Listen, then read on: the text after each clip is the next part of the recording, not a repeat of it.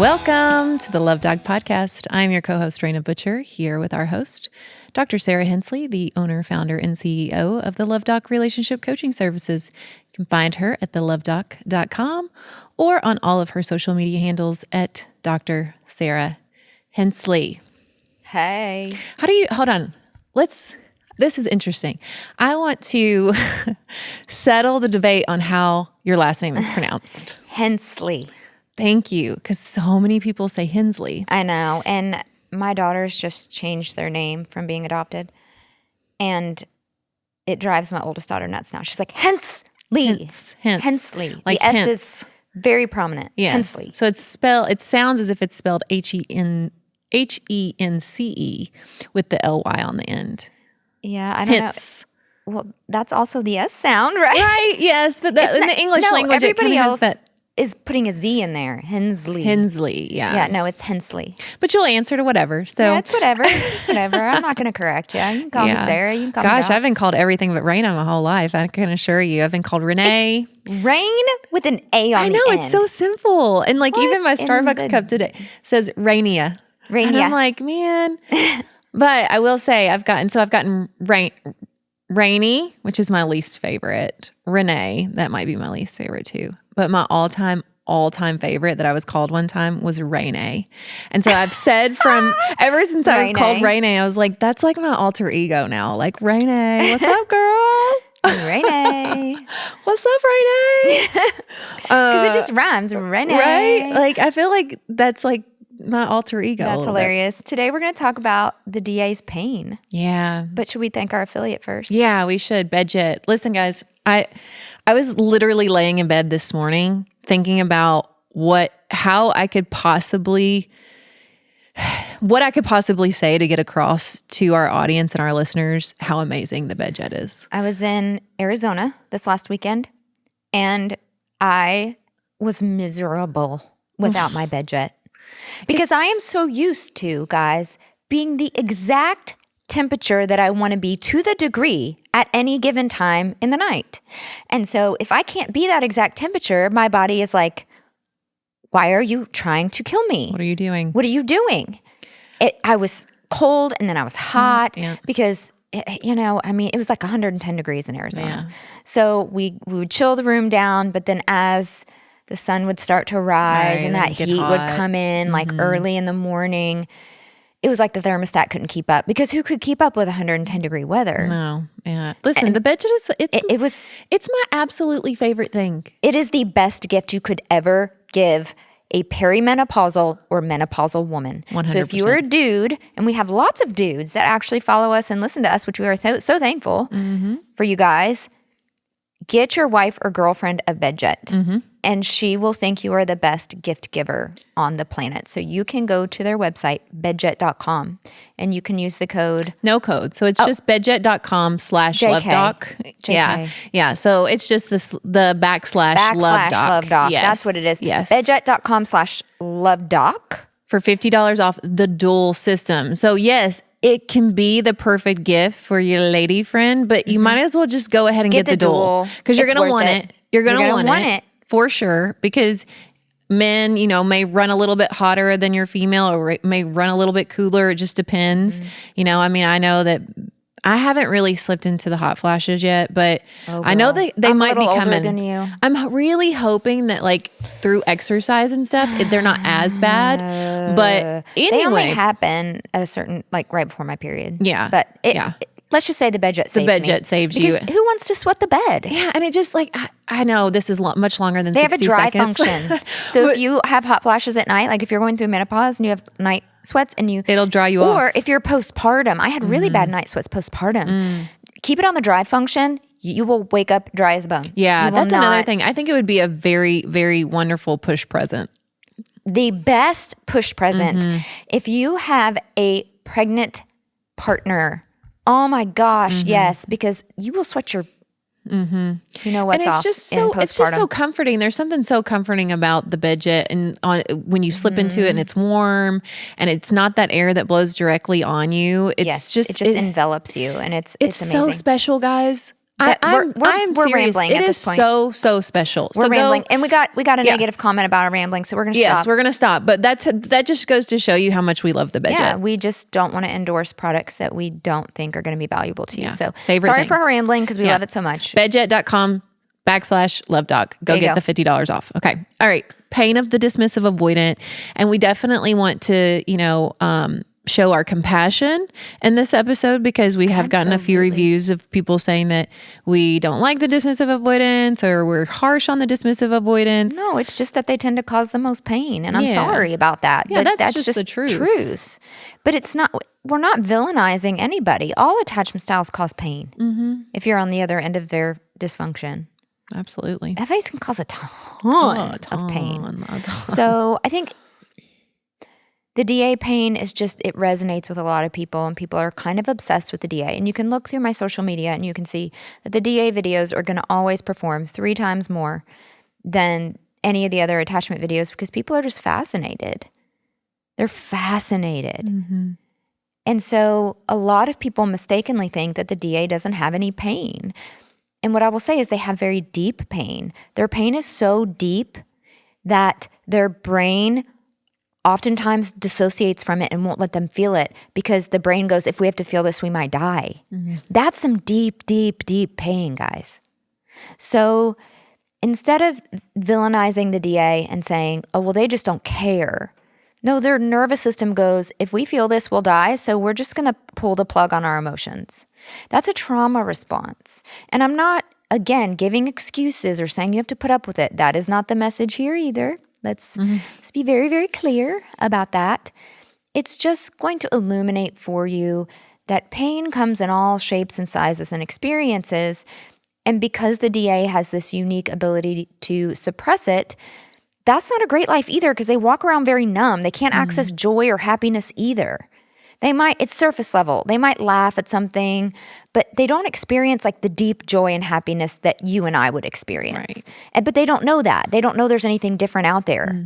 And that's probably the number one piece of feedback that I get from a DA besides, oh my gosh, my relationship is 18 times better since I've earned my security. But holy crap, this is what joy feels like. I had no idea how blunted I was to joy. How beautiful. Because joy is like it's the secret, man. It's so great. And joy is different than happiness. It's Yeah. different than happiness. Happiness fluctuates based on situation. Joy is an inner contentment that is very connected to the present moment. And when you start really experiencing that, and the only way you can experience that is when your nervous system feels safe enough to, then you will realize that you are missing out on this huge piece of your life that is a beautiful gift from God. And so let's talk about the DA pain a little bit. Yeah, I wanted to start with like the origins of the pain, right? So specifically like early childhood dynamics that set them up for the DA disconnect. So we did an episode on the DA, and I don't want to be too repetitive, but that was last season. This is a new season. We might have new followers that have not gone back and caught up. So dismissive avoidance is primarily created through childhood emotional neglect. But the key is the majority of the time, they don't know they were neglected. About 85 to 90% of the DAs I see in my practice would describe their childhood as, quote, good. Right. My parents were around. My parents loved each other. I knew they loved me. But then when I go deeper with them and I ask them this very triggering question, which is, could you go to your parents for emotional support when you were a child? And I actually have to explain what emotional support looks like. It's not like, hey, mom, I have a problem. What do I do? It's, hey, mom, or hey, dad, this happened to me and I feel sad, confused, lonely, rejected, fearful, whatever. It's actually describing your emotional experience and them attuning to that emotional experience, them acknowledging your emotions, them soothing you through your emotions. Did that happen for you? And their eyes will just get so wide. Like, what's that? No. And then I always ask them, why not? And most of the time they're puzzled by that question. They're like, I don't know. I just wouldn't have done it. Well, and I say, well, did you not feel comfortable, or did they respond poorly when you tried? I just can't remember doing it. we just didn't talk about emotions in our house. That's the most common thing I hear. And so when I asked them about how their parents handled different situations and what were some things that they said, it was always, they had this kind of same response of, well, they would just kind of tell me like life's tough and I would be okay. You know, that's just part of life. And there's truth to that. And yes, we have to teach people grit, and there's a balance there between giving proper emotional attunement and empathy to your children and holding boundaries and letting them sit in some difficulty, because yes, that is life. Life is very difficult.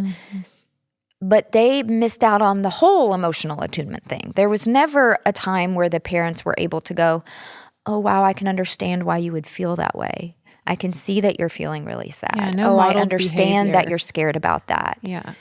And they don't realize that that wasn't normal, because being dismissed in your emotions can look very benign, can look very benevolent. It can look like, shh, you're okay. We do that to babies all the time. Yeah. Instead of being like, oh, I know. It's okay. It's okay, babe. You know, it's like, shh, just trying to shh it away. Yeah. It can look like, oh, that's not something to cry about. That's not a big deal. You shouldn't be crying about that. Or just never like watching your parents repair conflict, I think is a big part. It can absolutely be. Like parents always would go off to like argue or have conflict in silence. And then there was no real modeled behavior of what it looked like to have conflict and then repair it. Right. So let me just give you two sort of side-by-side demonstrations. Let's say we have 5-year-old little Johnny who is bullied in kindergarten. He goes to his first day of kindergarten and the kids are all mean to him. They all made fun of his lunchbox. And he comes home Poor and Johnny. He's really sad. And he says, Mom, everybody made fun of my lunchbox and people were teasing me all day and I didn't have any friends and I'm just sad and, I don't know why they were picking on me. And a mother who was more on the avoidant side that would go on to raise a dismissive avoidant son would say, oh, you can't let them bother you. Don't ever let them see you sweat. They just want to see your reaction. So just act like it doesn't bother you and they'll stop. So what did that mom do? Didn't at all acknowledge that child's feelings were valid, that social rejection is painful, and that child was afraid of it happening again tomorrow, or afraid that they would be without friends, or that they were sad, or they felt rejected or worthless or lonely or whatever. That mom just said, oh, don't let that bother you. And that really conveys the message that the fact that they were bothered was wrong.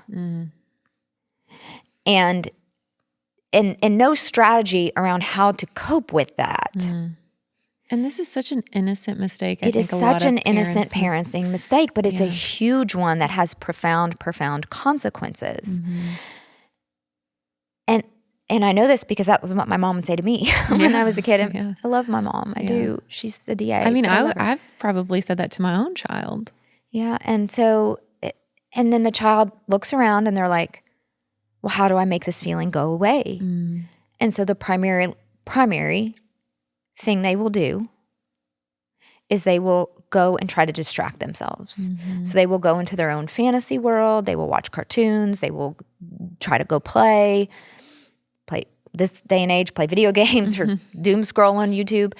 And that serves as a way to distract the mind from the pain that's occurring in the body of emotion. So the feelings component of emotion happens through the body. That's why processing emotion has to happen through the body. It can't happen through the mind. It can't happen through talking. It has to happen through feeling.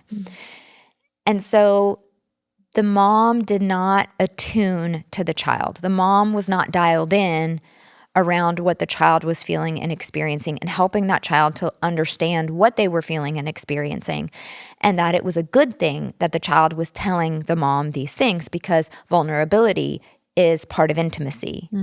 And the first mirrors of intimacy we have are our parents when we are children. So that is why they form the blueprint of what intimacy is, and that is why we play it out in adulthood, because it stays with us in our subconscious. A very emotionally attuned parent who is raising a secure child would have sat down with that child, probably had some physical touch, like put the child on the lap, or at least got eye level with the child, was physically close, and would say, wow, I can see why that would make you feel really sad. That's not okay when people do that. And of course, it would make you feel lonely or angry, or I can understand why you would be afraid to go back to school tomorrow. And that doesn't feel good. And just let me comfort you through that. So what that does is the child is sitting in their pain in that moment with their parent. The pain is in their chest. It's in their stomach. It's in their heart. It's in their jaw. It's all happening somatically. And they are experiencing safety of a regulated and caring parent while those feelings are happening in the body. So what does the brain start to wire together? My difficult emotions that happen in my body are okay and I can tolerate them. And in fact, when I share them vulnerably, it leads me to safety. And then, of course, after that, come here, baby, let me hold you, or come here and just let me give you a hug, and I'll sit with you. And we help the child name what they were feeling, why they were feeling it, that it was normal for them to feel it, that it's good that they talked about it, and then they got to borrow their parents' nervous system. So we have these neurons in our brain called mirror neurons that when someone is displaying an action, our mirror neurons are firing as if we're doing that action. So when we have a regulated parent and they are kind and they are vulnerable, but they're not getting upset with us, like if we're crying but they're not crying, and they're not angry and they're not whatever, what we're wiring together in the brain is I am safe while I am being vulnerable, and I am safe while these difficult emotions are churning through my body. So secure kids end up growing up with a nervous system that doesn't start to get dysregulated around vulnerability or around intimacy or around emotions. And then their brain learns how to feel emotions through the body and integrate them into the psyche. So they have proper emotional completion cycles, which is really what leads to long-term nervous system stability. Man, you got to do this secure parenting program. It is so key. Yes. I am going to be dropping a self-paced coaching program called Raising Secure Kids, because my kids were very much not secure, and now I do believe that they have so much security, and I'm so proud of them. It's such important work. It's such important and work. that's where it has to start. It predicts their long-term outcomes. Yeah, and it's truly where it has to start. And if all parents could learn this information, oh my gosh, if I'd known this information when JP was little, I wouldn't be in this place now where I'm like, I should have done things so different. But I couldn't execute it because my nervous system couldn't tolerate it. Right. Because I was in crisis in an abusive relationship. So I knew this, but I couldn't execute it. That's where the capacity comes in, right? Awareness is not enough. You have to fix your own nervous system, and you have to be aware of your own dissociation, your own dismissing, your own activation, your own reactivity. You have to be able to build capacity to stop doing those things. It's not just know to do better. If you're fighting with your husband, your nervous system is dysregulated. You're not going to be able to give that type of attunement to your child. I know that you see this all the time, Doc, but on the call, another call that I had the other day, something, that the potential client said was like him and his partner had so much knowledge. Yeah. They had so much knowledge. They had been through group therapy multiple times. They had done church groups. They had done individual therapy. They had done marriage therapy. They had gone on retreats. I mean, they had literally done it all. I just wish I had $1 for every time a client came to me and says, I've done everything. You know who you are? What? You're Obi-Wan Kenobi. You're the last hope. I've never watched. All right, if anybody, okay, I'm a Star Wars geek. So if and my husband and my beautiful stepdaughter love Star Wars, and they tried to get me to watch it, and I'm just always end up falling asleep. Then you know what I mean, because it's like, the I part where often. Princess Leia says, Obi-Wan Kenobi, you're our last hope. Here's where they find me.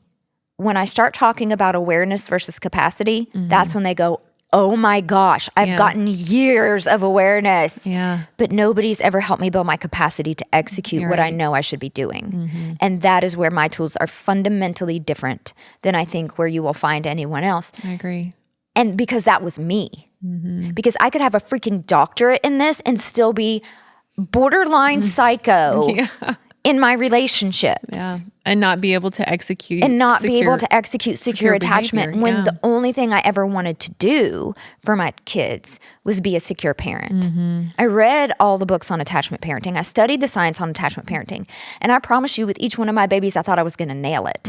And then I couldn't, because I was in such a dysfunctional relationship and my nervous system was so dysregulated constantly that I couldn't regulate and attune to my children properly. And even my sweet 14-year-old was like, you were really emotionally unavailable when I was a kid. And I've had to work through that with her and repair that and apologize. And of course she knows verbalize why. that though. That's so beautiful. Oh, yeah. My daughter is in such a healthy relationship. She is in high school. Good. She has her first boyfriend. And I'm not going to lie, sometimes I read her phone because I'm going to read her phone because I am going to make sure she's not doing anything bad.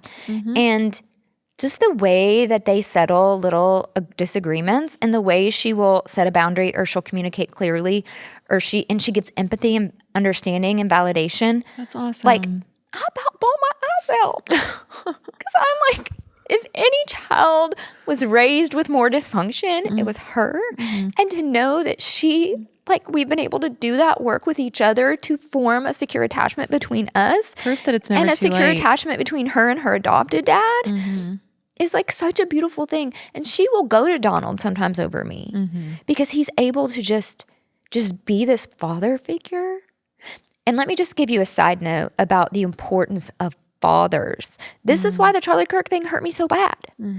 Because I raised two girls who lost their dad, and like dads play such an important role. Like the role of a mother is very much a nurturer, very much the more on the side of empathy, more on the side of soothing.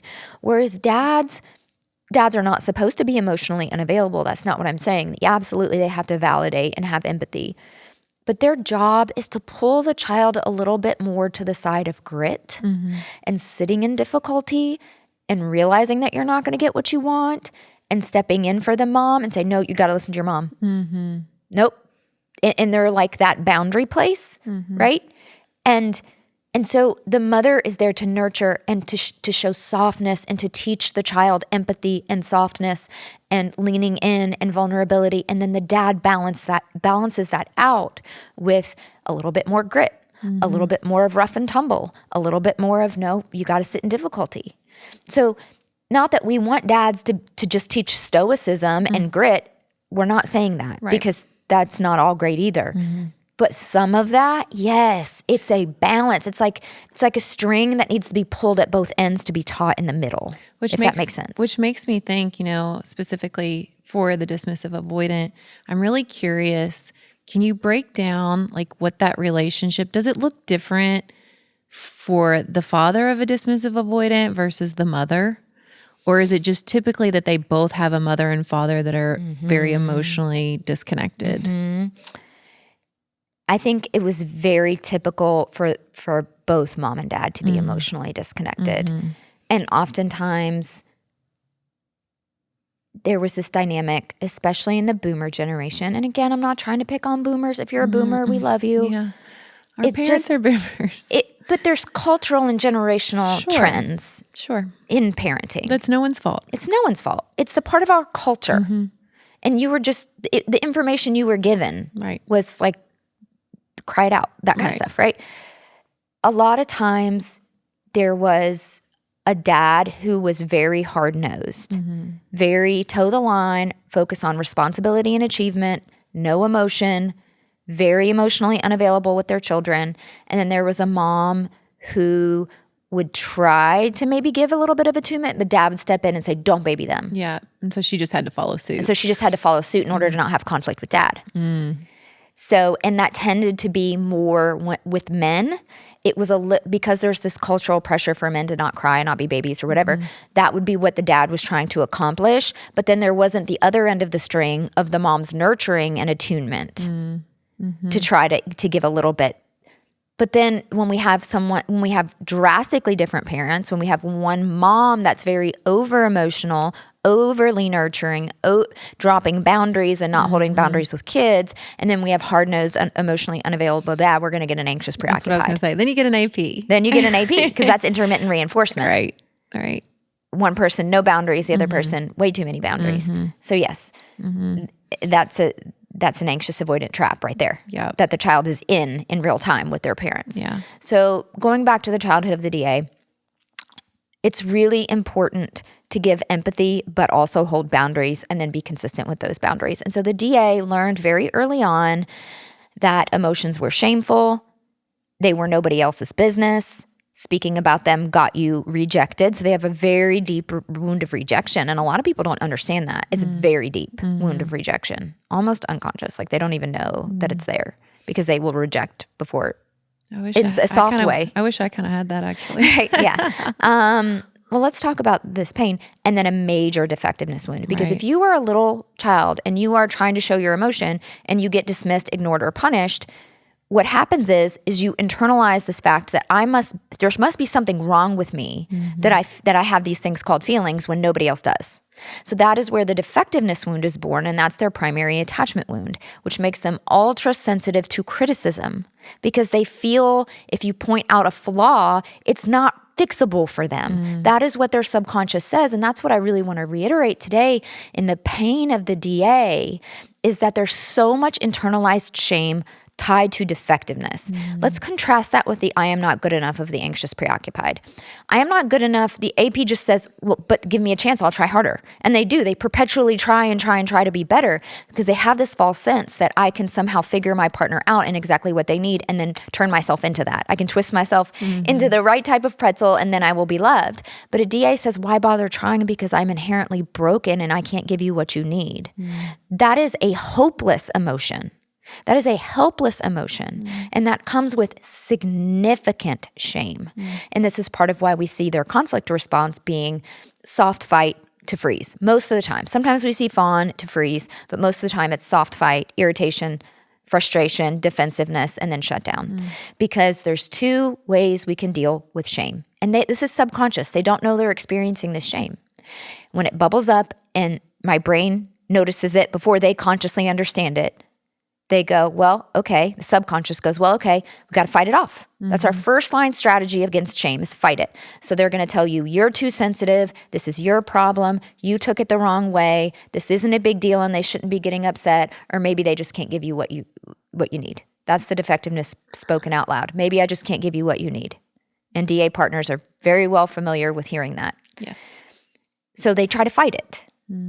But when fight doesn't work, especially if you're with an FA, that fight response is not going to work. No. Because the FA is going to triple down on their need to be understood, and they are going to get more activated and more reactive. And the brain is going to go, okay, that didn't work. So we got to hide from our shame. We got to shut down and we got to dissociate from it.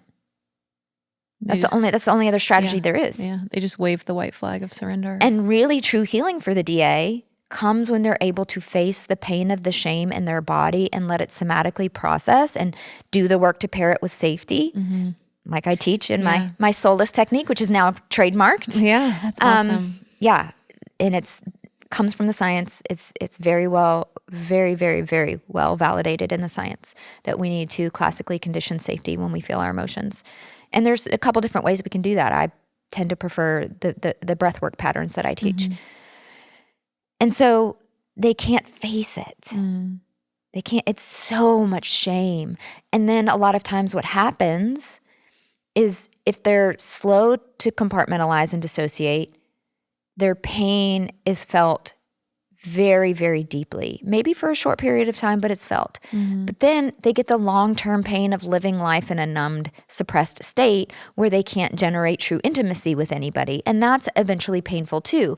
When they have a relationship end, they often go, see, I'm just not capable. Their defectiveness wound comes out full force. It's me. Yep. And I think that a lot of times there's just this huge misunderstanding from their partners who maybe got ghosted or they just disappeared. That's, I think we proved that in last week's episode with the Q&A session, where so many people are just searching for closure from these DA partners that sort of just disappear.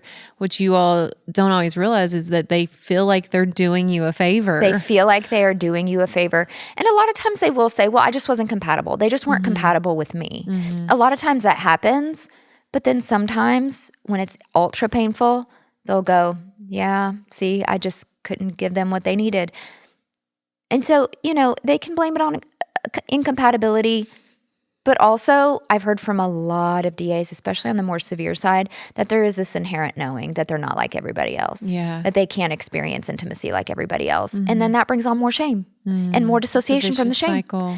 And then they just stay checked out. It is a vicious freaking cycle for them. What would be like the first step without, I know you have to like gatekeep to a certain degree, but like. I've decided I'm not gatekeeping anymore. Good. See how generous she is? I'm not gatekeeping. It's not worth it. Yeah. If people that want access to me and want to talk to me and want to talk to me about how to apply you're going to these learn tools, more. You're going to learn way more. You're going to want access to me because you're going to want to know how to apply this to you as an individual and to your situation. So I'm just going to talk about these things. There's no use in gatekeeping. Forget it. So what's like the first step, for somebody who is DA, like just recognizing those patterns. That is the first step. So awareness is the first step, but that's where most therapists and coaches draw the line. Here's your awareness. Here's your tools to execute. Okay. If they could do it, they would. I'm sure their partners shoved it in their face of what they need to do. They're not dumb. Right. They just don't know how to do anything different. I don't know how to explain it. It's like they hit a wall. I don't know if it's not like, it's just the wall of not knowing. It's like you're trying to tell 5'3" me to dunk a basketball. That's what it feels like to them. They feel like it's an impossibility. Yeah. It's a good analogy. Yeah. So awareness is the first step, but a lot of them, like I said, DAs, most of them don't know that they have an issue, only that their partner is telling them they need to do something different. But they still feel, so I want to clarify because it sounds like a contradiction. Do they not know or do they know? They know that their partner is unhappy with them and they know their partner wants something different. But they don't really know that they're the actual problem. They think a lot of times it's the partner that's the problem. Until when partner is truly gone, that is when the emotions bubble up and they go, oh, wait, maybe I just like, I did. I'm not capable. Right.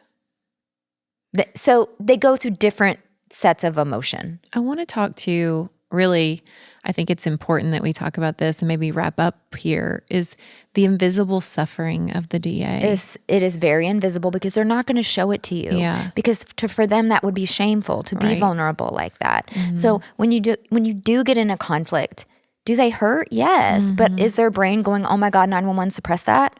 Also, yes. Yeah. And I think there's some invisible suffering, or maybe it's not so invisible, or maybe they don't recognize it. It's just that so many times they get into these relationships similar to what you said, I think in the last episode, where when it first begins, they're like, okay, this is the one. This feels so good. I've never felt like this before. They forget that they feel so good in the beginning of relationships. Then the bait and switch happens, and then they get the ick, and that cycle of getting the ick is also really painful, to the point where at some point they have to start questioning it and being like, again, what's wrong with me? Why does this happen again and again and again? Right. Which just perpetuates that cycle of shame. And in the DA's younger years, a lot of times they're like, oh, I just haven't found anybody. I'm just not compatible. In their older years, especially in a marriage, they're like, well, I just can't make somebody happy. I know she wants XYZ from me, but that's not who I am.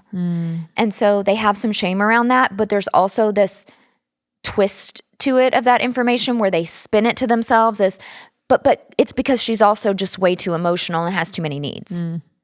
So it's like, yeah, I can't give her what she needs, but also her needs are way too much. And there's sometimes a lot of truth to that because they're with somebody who is very anxious or very FA. But then they eventually when they land in my chair is usually when they're like, I'm going to be divorced, or I'm divorced from my third wife.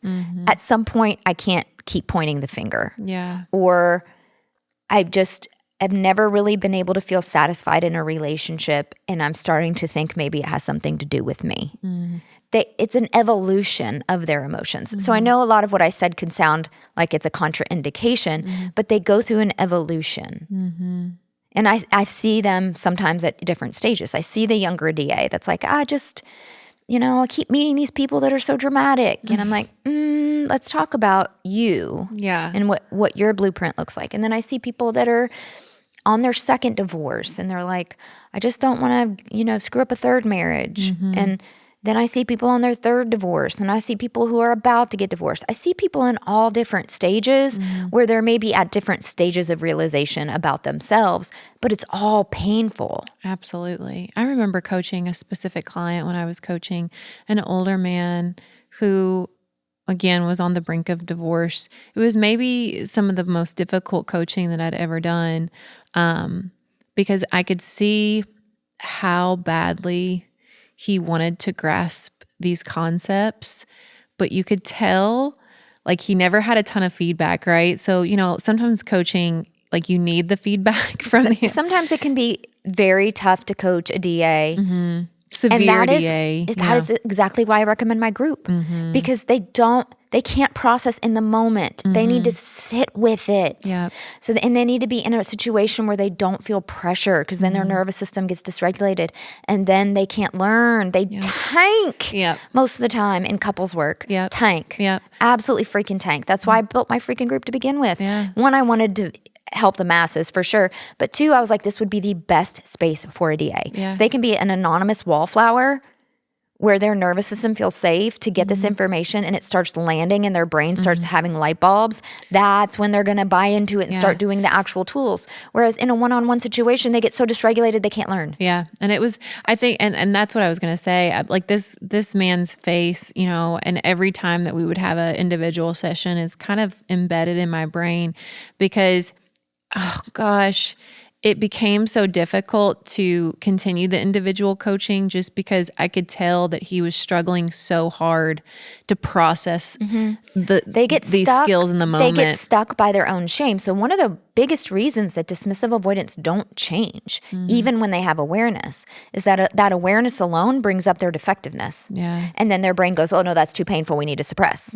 So they put it off. And they prioritize something else until it gets bad enough again, usually in their relationship, that it's like, okay, well maybe I'll revisit it. Then same exact cycle. My internalized shame rises because I realize that I've hurt my partner or I've let them down. So I will either fight against it or I will do what my brain says to do, which is to shut down and dissociate from it.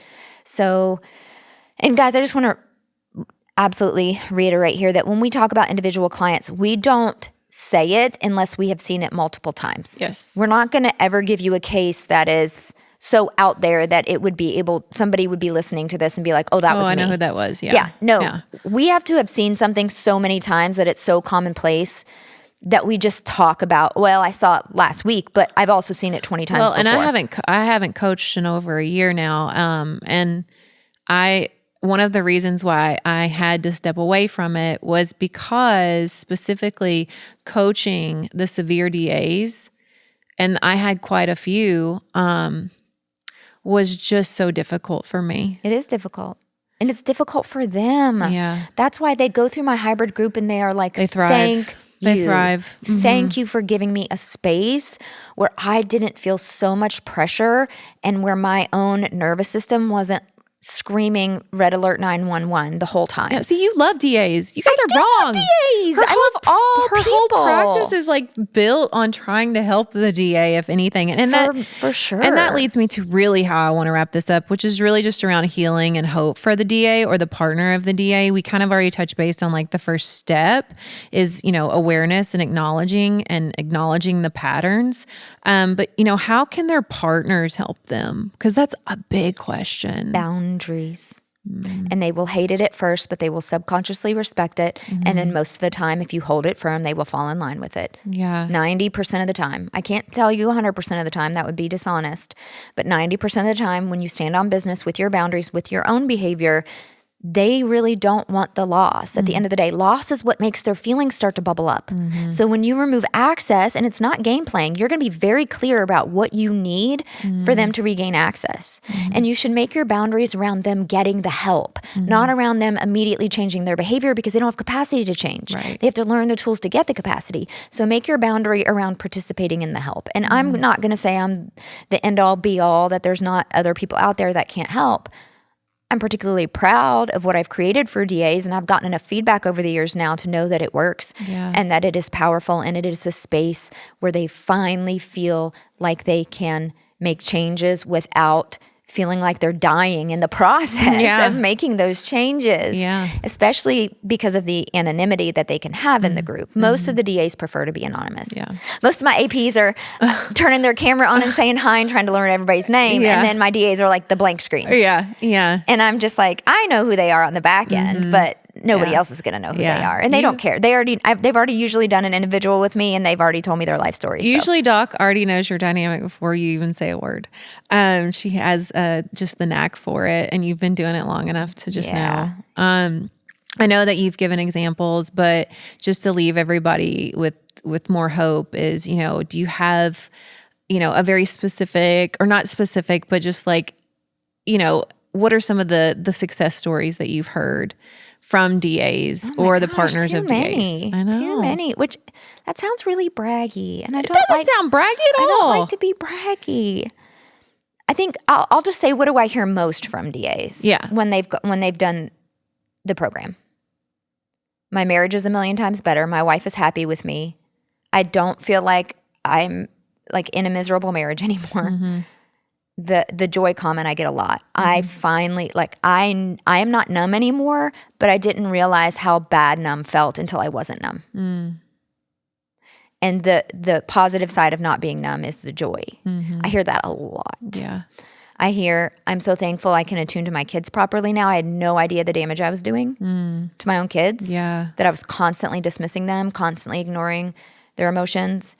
And now I can be that father that I need to be, or be that mother that I need to be. We didn't really touch on that, the female DA. And there's plenty of them. Yeah, I know that, because a few calls that I've had last week, it seems like more and more anxious males come in and talk about dismissive But wives. I think the female DA just defies all logic, because so many coaches and therapists and in the relationship space are talking about, this is what men need, this is what women need. We actually know, if you knew the science of relationships, that gender is a terrible predictor of how people will behave in relationships. Attachment is the best predictor of how people will behave in relationships. And so about 15% of the DA population are female, which so it's overwhelmingly male because of that cultural influence.